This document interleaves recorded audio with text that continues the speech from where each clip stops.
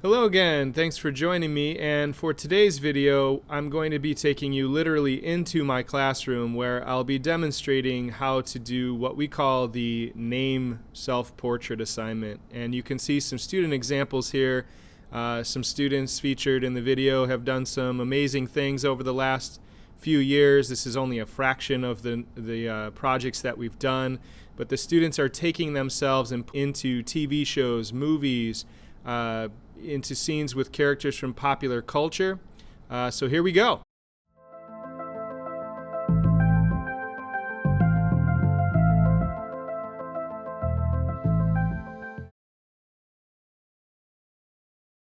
So we're all in Photoshop right now. The entire project will be done obviously in Photoshop. And I'd like you to open both files. One is the background and one is a photo of me from kind of a long time ago. And I know this because my clothing is much out of fashion. When you look at my shoes, you just go, what are those? Right? Literally, what are those? I think I'm wearing Skechers. When we would do this project, I would ask someone to volunteer for me to take their photo and then be used in the demo. And then you would feel like really awkward because everyone was looking at your photo and I'm looking at your photo and I'm zooming in and you just feel weird. So they were like, why do we have to do one of us? Why can't we do a picture of you? And I was like, well, fine, come take a picture of me. And then I just use this one every year. It just makes it a little easier. So the idea here, the concept is, I would have found a background first and I would have had a plan. So when you start this, you have to determine where do you want to be. Now, what I thought I would do is sort of like pretend like I was like Peter Parker, right? Like Spider-Man is a photographer by day and Spider-Man by night, and he could like walk up buildings. So I found this photo of New York City because that's where Spider-Man lives. And this is Midtown Manhattan. I've never actually been to New York, but I'm stuck to this wall. So I had to put this building on the left. This building didn't exist. I found this was a separate image and I put it on the background to make it look like I'm like dangling here taking a photo of what's happening in New York. Now what we need to do in order to accomplish this is we need to extract me from the current background to move me over into the new one, and then we need to get everything to fit so that it makes sense, right? We'll like transform it and resize it and do some stuff to it.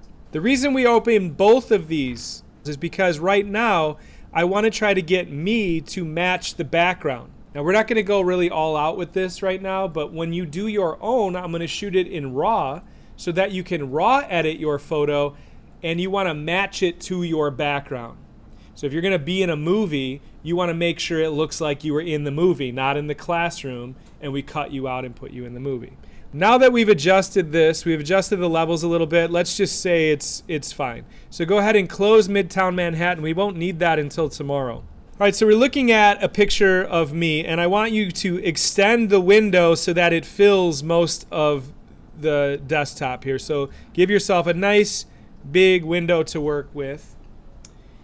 And the ones that separate, when we're talking about this project, the ones that are good versus the ones that are just okay and the ones that are really bad, is really all about how good of a job you did extracting yourself from the background.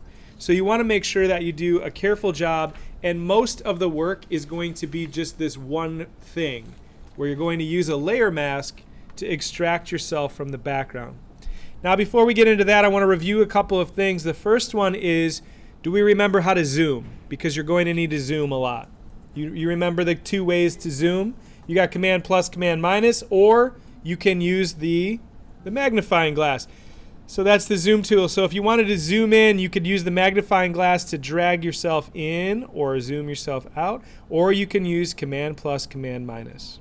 Now I'd like everybody to zoom in really close. So do me a favor and zoom in really close, like zoom in on a shoulder or something, and get in there like 2,000%, so you're like really far in there.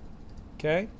Now what you're going to notice is your screens by default have this really annoying thing that happens, and it is called a pixel grid. So when you zoom in, you see these little lines, like grid lines, that are outlining each individual pixel.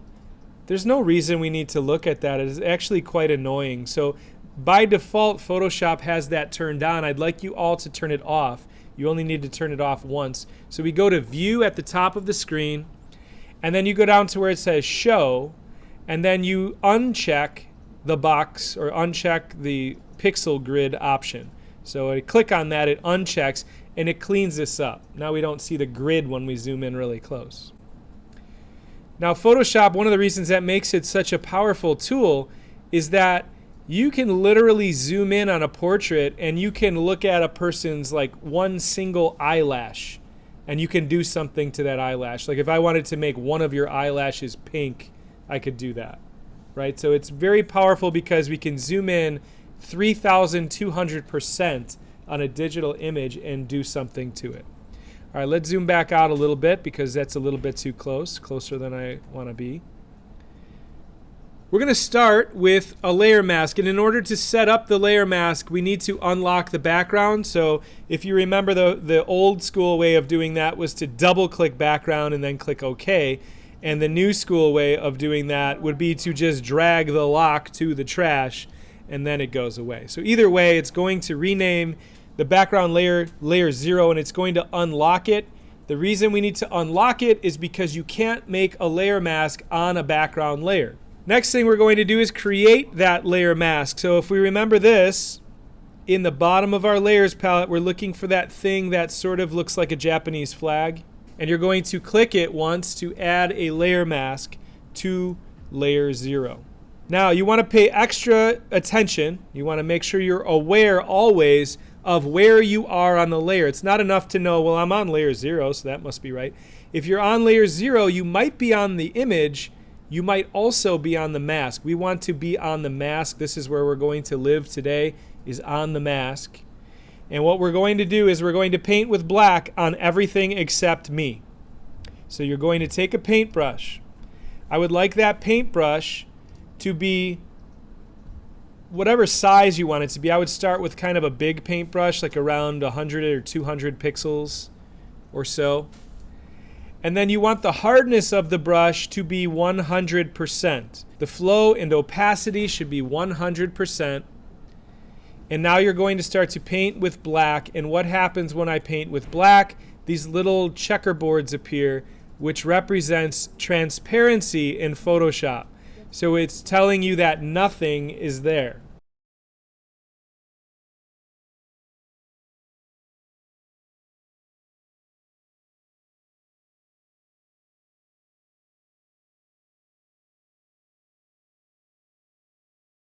If your brush looks like this, so when you're painting, you start to see this. That's because you have a soft edge on your brush, so it's sort of working like an airbrush. You see that? We don't want that right now because we want complete control over where the edges are. So make sure that you have the edge of your brush 100% hardness.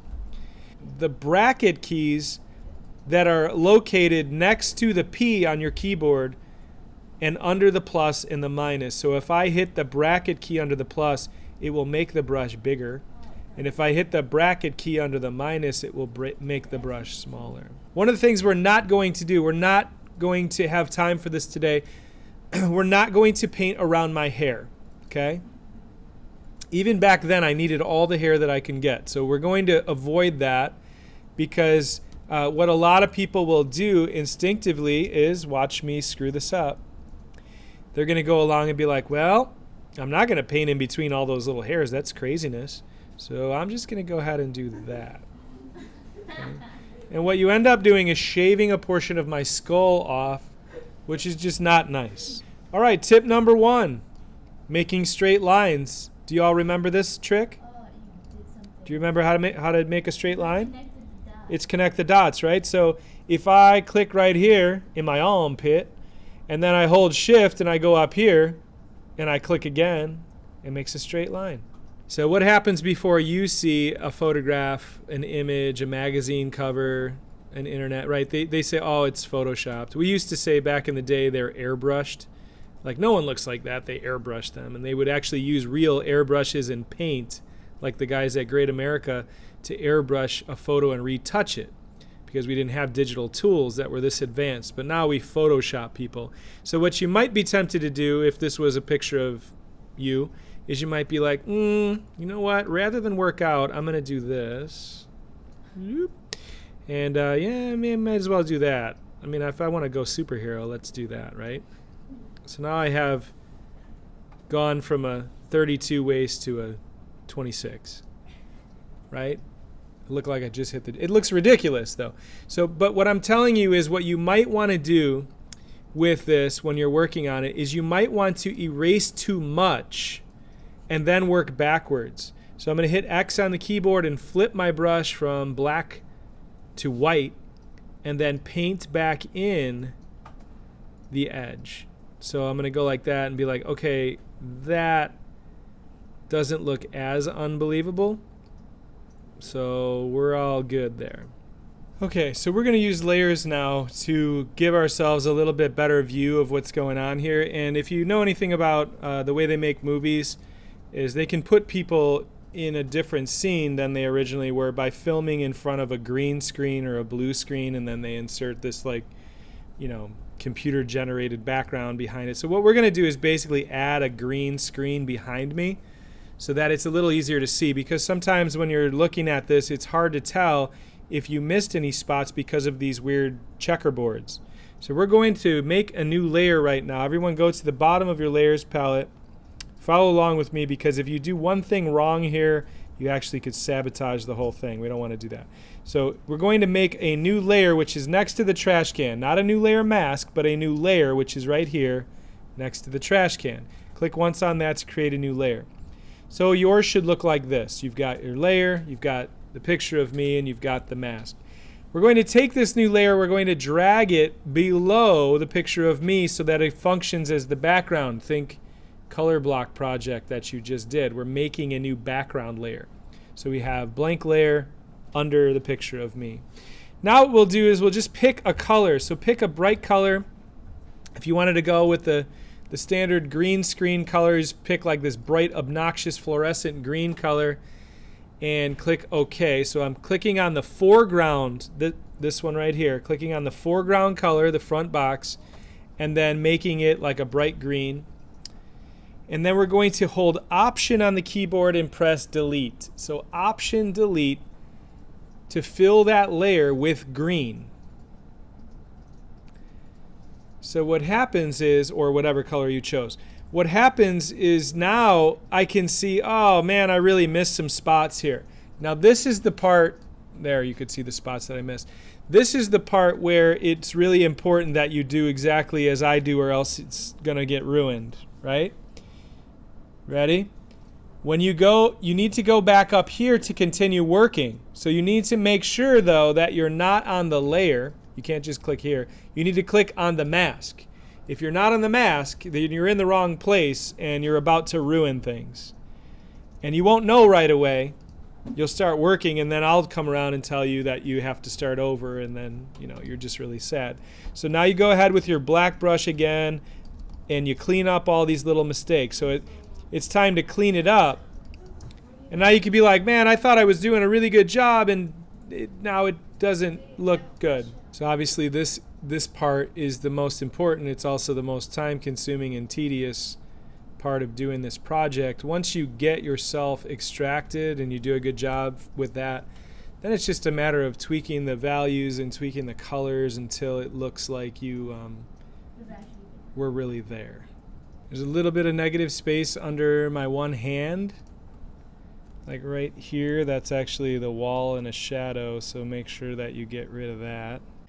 You want to make sure when you reopen your file that you are on the layer mask. That is extremely important. If you're on the layer, it is not going to work. You're going to be painting on the actual photo itself. What we're doing is painting on a separate part of the layer, which means we can endlessly make adjustments. So if we use black and we paint with black, it's going to take the background away. So we're zooming in here, taking that black brush, and you can see that we're zooming things away. Now if I was to flip the color to white, it would actually replace the background. As long as I have done the entire project correctly and I have always been on the layer mask, I have the ability to bring back parts that I cut out, which we talked about briefly before. The part that we've been avoiding up to this point is the hair, and the hair gets a little bit more complicated. And what I'm doing here with the brush is I'm going to soften the edge of the brush. So now you can see that the edge of the brush functions a little bit more like an airbrush, and it's not as hard of an edge. Why would you want to do that? Well, imagine that you could have a pair of scissors that were soft scissors. So it wasn't like you were cutting precisely along an edge. You were able to sort of blend and merge that into the background. So you could see here that I'm brushing away the edge of the hair, and some of that green is actually spraying onto the hair, which is fine because that won't be green. That will be the background of New York City once I take myself into that new scene, which will be coming up shortly. The other thing you could do with your brush is you can actually lower the opacity. So now your brush doesn't work like an eraser that will 100% erase everything. You can erase a percentage of things at a time. So you can see it's turning partially green because I'm actually only erasing 35% of the background as I'm going through here. So this is a good way to sort of back yourself up into an extraction, a selection, a mask, without doing something completely harsh and permanent. So instead of going 100 miles an hour, let's take a little bit at a time and just brush away parts of that background and work your way into it rather than do that 100%. So a combination of the soft brush with a lower opacity is going to give you this effect where I'm leaving parts of the hair. I don't want to cut off all that hair. It will look really ridiculous, and it'll really stand out as though we've done a lot of work to it. So the part where the hair's sticking up there, you don't want to just shave all that off. You want to try to get a small brush. You've got a soft edge on it. You've got a bit of a lower opacity. And again, I'm just sort of like painting in between the hair, just painting in between those little areas and taking little bits away. Because once you take all of that off, it's not really going to make any sense. You also have to imagine that the light or whatever is in the background will be sort of showing through the hair. So leaving little bits of background in there is going to be okay.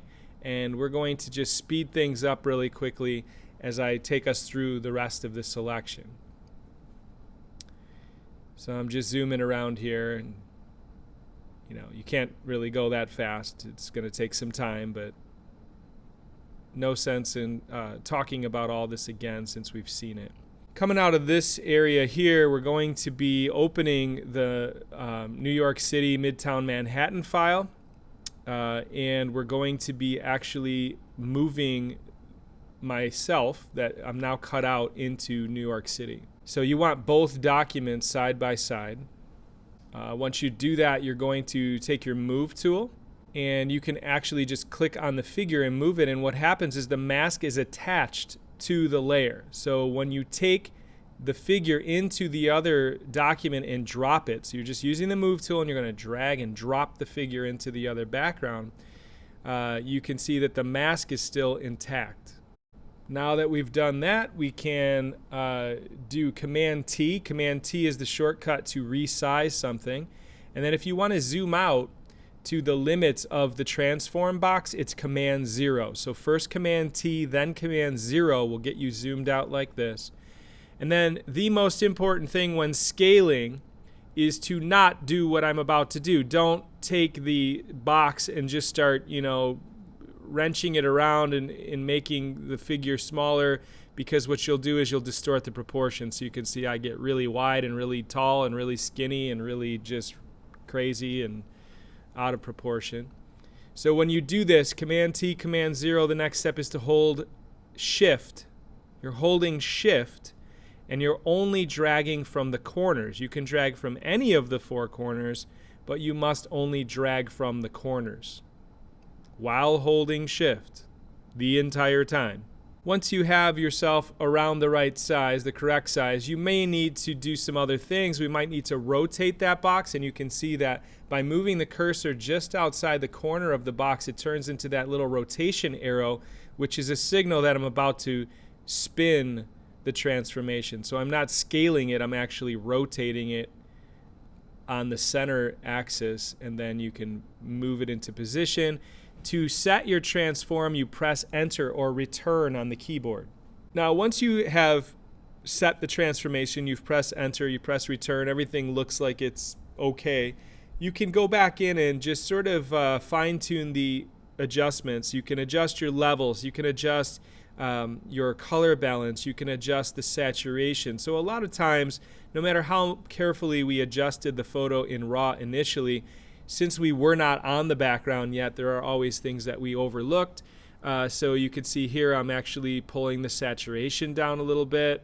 That's too much, but sometimes an image is a little bit less colorful, right, or a little bit more colorful, so you want to adjust that saturation. Adjusting the tones in your image through levels, adjusting again the color balance. Everything that you need is under image adjustments and then pick something. So whatever you need to fine-tune that image, you're going to do in adjustments. Now you also notice that I am on the layer itself. I'm no longer on the layer mask. You don't want to be adjusting the color in the layer mask. Nothing will happen. So you want to make sure that you're on the actual layer itself. And here I'm adjusting the highlights where I'm making them more blue and more green and more cyan, and you could kind of balance that out and change to midtones and shadows and so forth. Once it looks like I'm in good shape, I look like I fit. It looks believable. Part of the project was to include your name somewhere, and we're not going to spend a whole lot of time on this. I'm just going to drop one letter from my last name into the Hudson River back there. So you use your type tool and you choose your font and your size and your color, and if you want to put effects on it, you can put effects on it. I'm going to use a layer mask to make it look like it's actually sunk into the river. When you type, you can set your type by clicking the move tool and moving it around. Once I figure out exactly where I want to position it, you'll see I'm going to speed the video up, and you can see that I'm working with a layer mask in order to make it look like it's sunk in the water. So I rotate it a little bit with Command T. I add that layer mask just like we did with the photo of me, and I'm taking away parts of the bottom to make it look a little bit more like it's sunk in. Well, we're ending the video here, and I just want to take you through some more of my favorite student work. You can see a couple of Star Wars people there that added themselves into those. We got an Addams Family piece with two former students. Something from one of the Harry Potter movies. We got somebody that rather than try to escape, just fires out the window. She's stuck in the box. And then, another one where she's on her cell phone there. Thanks so much for joining me. Hope you got something from the video, and I'll see you next time. Thanks for watching. There's a little button that they put on the laptop or something, and then they say click it, and then you can never even miss a video. That's if you subscribe.